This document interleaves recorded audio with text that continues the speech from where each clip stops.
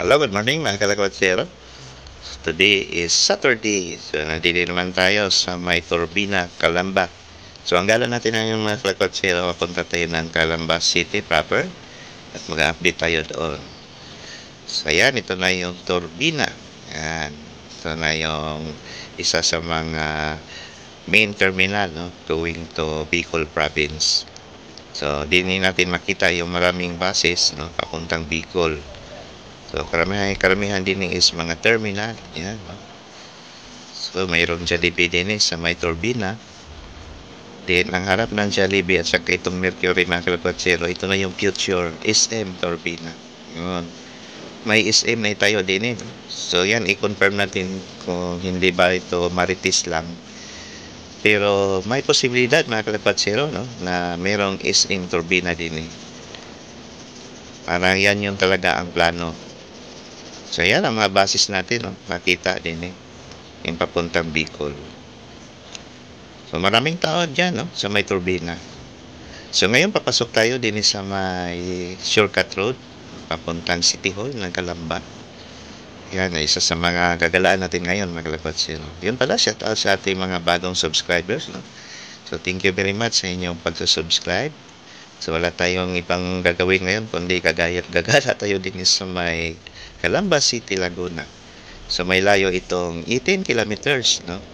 From Santo Tomas to Laguna, Calamba. So, kapitbahay lang natin ang Calamba, mga kalapwatsero. Isa din to sa pinakamayaman na history, no, sa ating bansa itong Calamba. Kasi din sinilang ang ating national hero, no, na si Dr. Jose Rizal. Yan. So, napaganda pa rin itong Calamba, mga kalapwatsero, no. Nasa gilid lang to ng Mount Makiling. No? Parang Santo Tomas lang din. Napakalapit lang ang Calamba. Noong una kong punta din sa Batangas, ito talagang Calamba ang palagi kong ginagalaan kasi malapit lang siya sa Santo Tomas, sa bayan ng Santo Tomas. Compare natin doon sa Lipa, napakalayo. Imagine natin yung 18 kilometers. Ang Lipa naman is nasa 27 kilometers. Medyo malayo talaga. No? So, tara na. Mag-update tayo din sa may City of Calamba.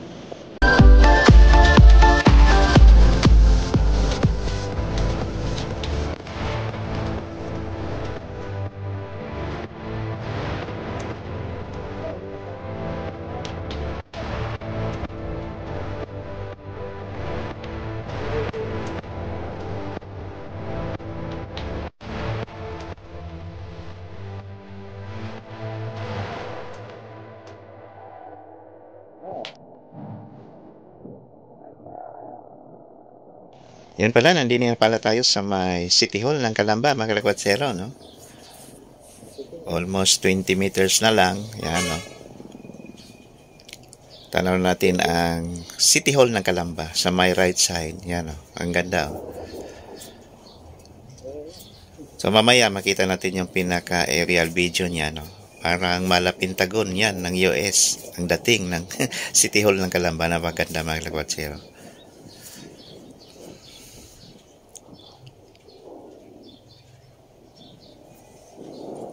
So, left side, yan yung parking area. Diyan tayo magpa-park.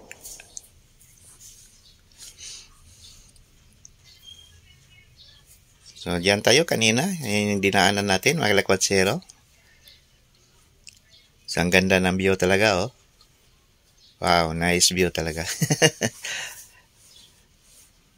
Parang nasa ibang bansa tayo, oh. Parang nasa USA tayo, mga kalakwatsero. So, yan, maghanap lang tayong parking din, eh. So, mag-left turn tayo. So, din tayo. So, maluwag ang parking ngayon kasi hindi pa December. Pag December, nako, puno din, eh.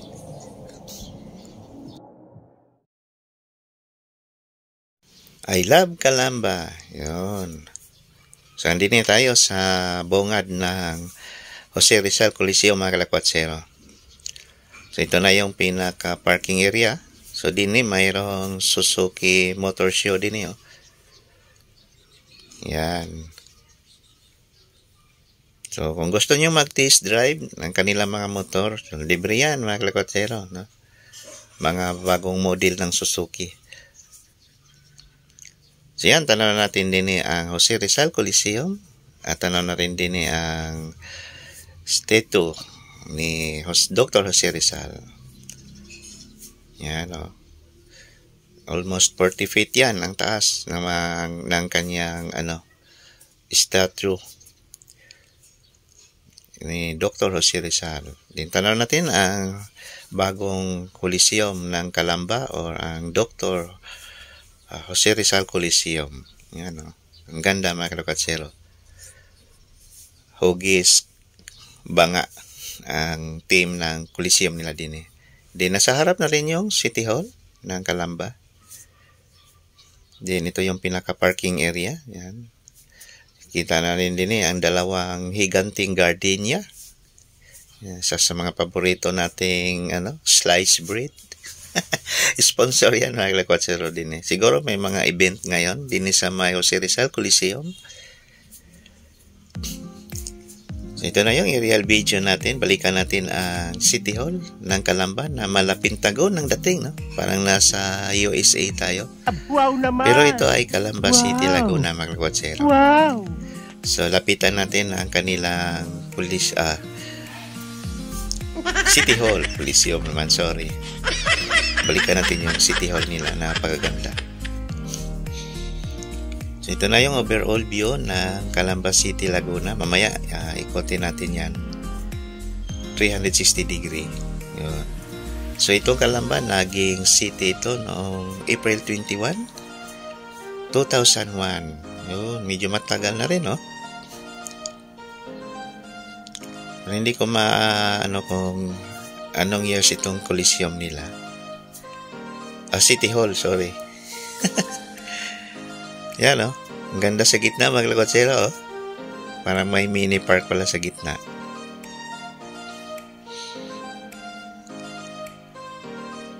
So, ito na yung papuntang Bukal. Yan. So, papuntang Pansul. So, din na side, mga subdivision yan, mga village. Yan, oh. Din doon sa dulo, yan yung Light Industrial Park. Parang connected na rin yan doon sa atin sa Santo Tomas. Light Industrial Park at saka EPIP. Then tanaw natin ito na yung Coliseum. Yan. Na malabanga, no? Hugis banga. At tanaw na rin din ang SM, Calamba, Laguna. So itong Calamba, Laguna, mga kalokatsero, meron itong population na 539,000. At may sakop itong 54 barangays. Malaki, no? Ang Calamba. City of Calamba. Ayan, tanaw natin ang pinaka-front view ng Coliseum ng Calamba. Ayan, no? I think ginawa to noong 2017, no? 2017 itong Coliseum na to at natapos noong July 2003 at 2023. Yun. Almost 2 years na siyang kakabukas itong Coliseum na to, mga kalokatsero. At meron itong capacity na 10,000 katao ang kasya dyan. Ito na rin tinatawag nilang convention center at saka main event ng kanilang mga sports center. Convention center at saka sports center. Ito ang Coliseum na to. So, napakaganda, mga kalokatsero. Unique, no? Ang design ng itong Coliseum na to. Napaka-unique, no? Bihira lang tayo makita na ganitong itsura, no? Kulang na lang, no? Na parang yung lutuan ng paksiw ba yun? Yan na nga. Gago! Ito ay ang Calamba kasi ay from the word kalan at saka banga. Yun. Yun, napakaganda, oh. Wow. Ang ganda talaga ng view, mga kalokatsero. So, ang Calamba, hindi talaga pabitin, no? Sa pagandahan lang. Napaganda kasi itong Calamba. So, tanaw na rin pala natin din ang Laguna Lake. So, gilid din dito ng Laguna Lake, ang Calamba, at saka gilid ng Mount Makiling. Napaka-perfect place itong Calamba. Ang ganda ng ano niya, location along Laguna Lake at saka harap ng Mount Makiling. So, yan na yung SM City, Calamba. Yan, no? So, from Maynila, meron itong layo na 50 kilometers at saka 18 kilometers from Santo Tomas, itong Calamba. Yan, no?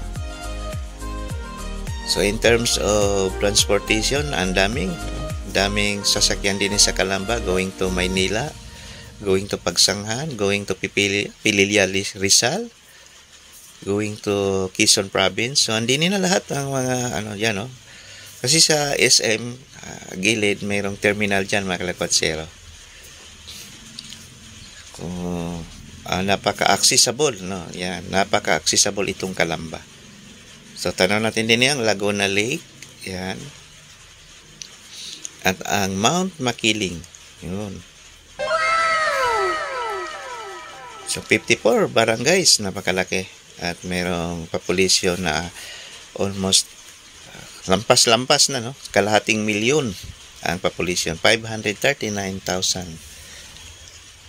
So, ang Calamba, isa sa mga pinakamayamang syudad ng Laguna Province, mga kalakwatsero.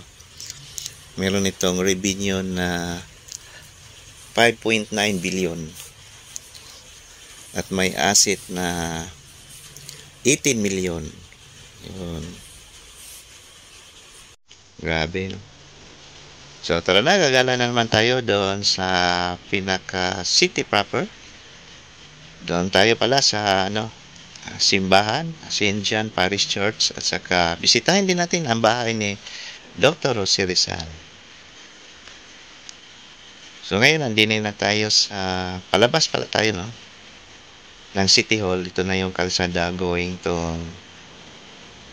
city proper. Yan, no? Dini tayo. Mag-left turn tayo. Ito na yung papuntang crossing, mga kalakwatsero. So, 2 lanes, both side. Napakaluwag ngayon, no? Pero pag bare months na, mga kalakwatsero, sobrang traffic itong highway na to. Dahil sa mga, daming turista papuntang Pansol. So, ang Pansol naman, dito sa may left side natin. Yan yung papuntang Pansol. Ito naman, ito na yung papuntang Cabuyao, itong highway na to. Diretso Alabang na to, mga kalakwatsero. So, di niya ako nadaan palagi pag papuntang Alabang. Nag-service road kaya lang tayo. Kasi yung motor natin hindi pwede doon sa may South Expressway.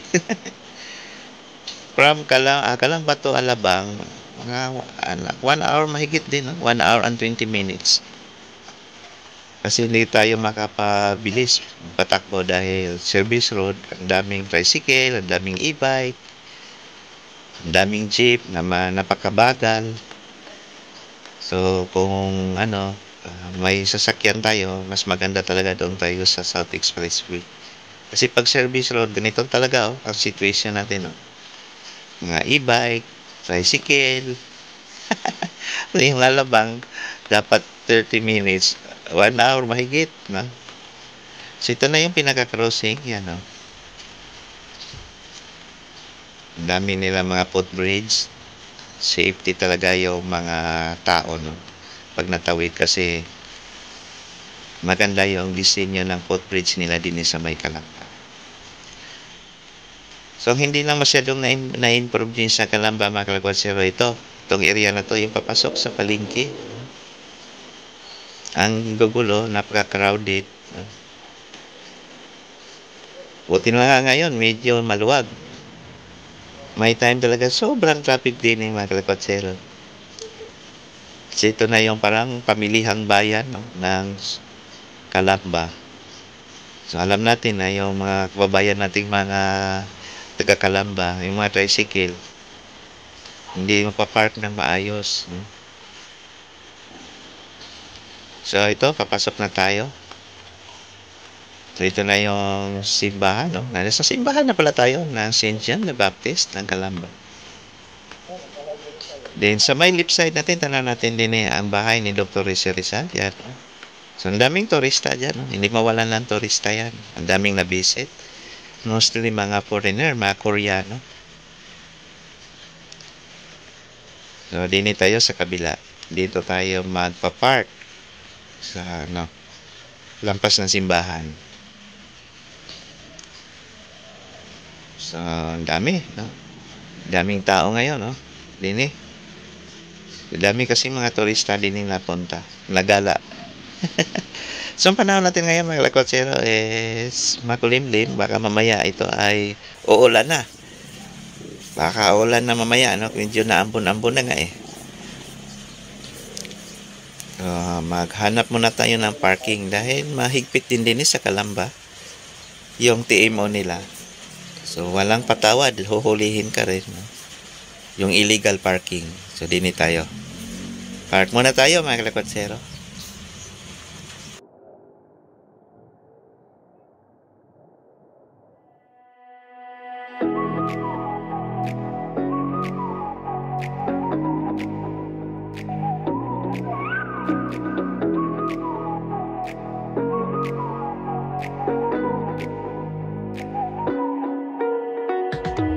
You're the night sky trying to make me see your stars, but the dark gets lonely. Now I see violet, I can feel silence. In the dark's all that I see. When your stars have burnt out and your heart makes no sound, I'll find violet in your eyes. You'll always be my night sky.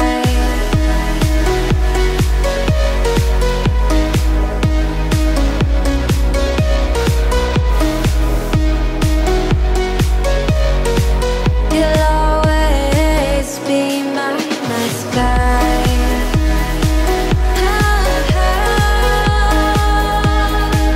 Be my night sky. You'll always be my night sky. You're the night sky hiding behind dark gray clouds. I can't figure you out now. I see you're blue. There is so much cold in you, and the silence is so loud when you go. I just stay dancing with my shadow all day. Watch the time. I can't find the point where our two paths align. But you're the night sky, I'm trying to see your stars, but I've always feared the dark. Now I see violet, I can feel your silence. You always feel so far when your stars have burnt out and your heart makes no sound. I'll find violet in your eyes. You'll always be my night sky.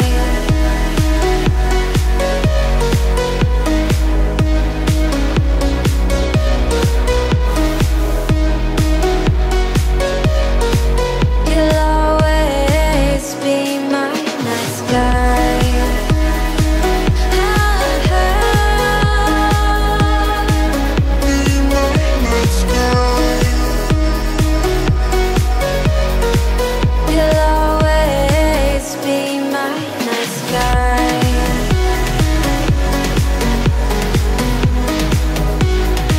Be my night sky. You'll always be my night sky.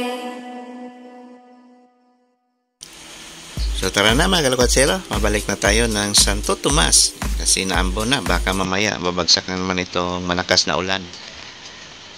So yan, tala natin ang bahay ni Dr. Rosie Rizal. So yan yung bahay ni Dr. Rosie Rizal.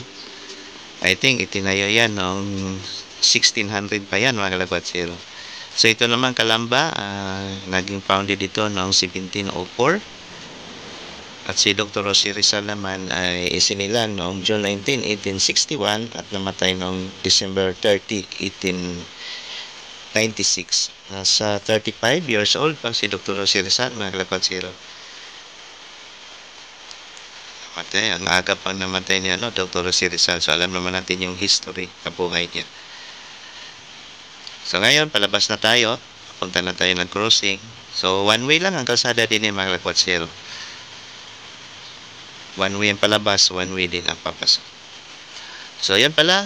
Thank you very much sa aking mga bagong subscribers. So, thank you very much sa inyo. So, dito na lang po tayo. So, shout out ko para si Pastor. Nasa Las Vegas. Si Pastor Bray Banatlaw. Yan. So, naiba naman tayo ngayon. Kalamba muna tayo. So, at may time, babalik na naman tayo doon. Ayun naman sa Batangas. Yan. Okay, dito na lang. Maraming salamat sa panood. God bless us all. Thank you. Bye-bye.